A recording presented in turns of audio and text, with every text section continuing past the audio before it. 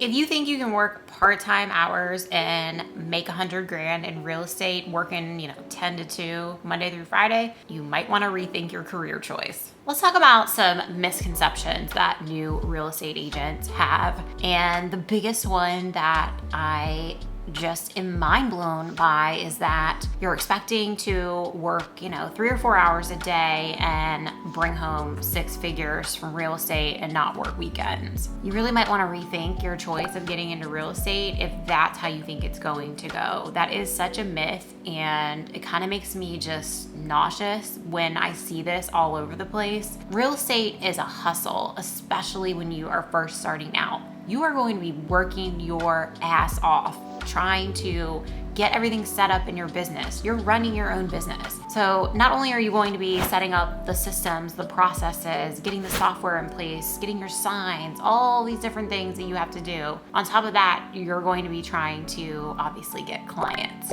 So to think that you can just do a little bit of work every single day, part-time hours, and bring in full-time and then some income, I don't think it's gonna work out. Next one that I see a lot is thinking that all of your friends and even your family for that matter are going to work with you and use your real estate services. Y'all, if you shake a tree, 50 real estate agents will fall out. Like, we are in an oversaturated market. Part of that is because the barrier to entry is just way, way, way too low. The other part of that is most real estate agents out there are not running a business. It's a hobby. Maybe you're closing 2 or 3 deals a year. I'm not saying there's anything wrong with that, but your friends, and yes, even your family, they know other agents, and they may know other agents who can do a better job, and you kind of just have to get over it. Like, I draw a line if my friends, I've never had this with my family because they don't live in the same state, but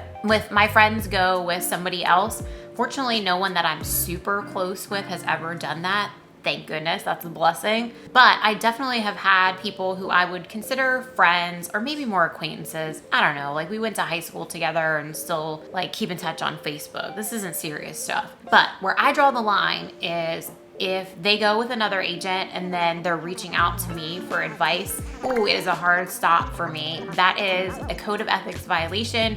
You have to get out of my DMs, get out of my text, my email, like, sorry, we're not talking. Go to your agent. I don't care what the question is, you gotta go to your agent. And one, that is obviously following the code of ethics, which I take very, very seriously. But 2, there's also a part of me that is glad that is the legitimate legal reason, because 2, like the petty side of me is like, oh, you wanna hire somebody else but still tap into my advice? I don't think so. But I never have to say that, and you don't either. Just expect that your friends and family, like, it's a huge misconception that they're all gonna work with you. Like, they're not, sorry. Last, if you think that you are going to be, opening doors and filling out blanks in a contract and it's just that simple, you might have missed the boat. There is so much that can and will go wrong from contract to close, or if you have a listing, there's so much that will go wrong before you even get it on the market. You are really going to need to be prepared that you're going to wear a ton of hats. You are going to be a professional problem solver. You're also going to be a therapist. You might be a house cleaner. You might be junk removal. You might be a pet sitter. You might be a plant waterer. I could go on and on of all the things that go on in real estate. Like, for example, just a couple days ago, I was headed to a condo listing that I have because we have to check for roaches, not because there's any roaches in the condo or coming from the condo itself, but somebody on that floor, a neighbor, has roaches and they keep entering through the wall. So I needed to go check on it. So add roach remover to the list of job titles I have carried. I'm serious, you all. If you are thinking about getting into real estate, really think about how much work you are willing to put in and what level of service you are willing to deliver to your clients, because this is such a competitive industry. There are just so many real estate agents out there that you are really going to have to be willing to go above and beyond. And I personally think that it's my job. I take it that seriously that I am a shock absorber for my clients.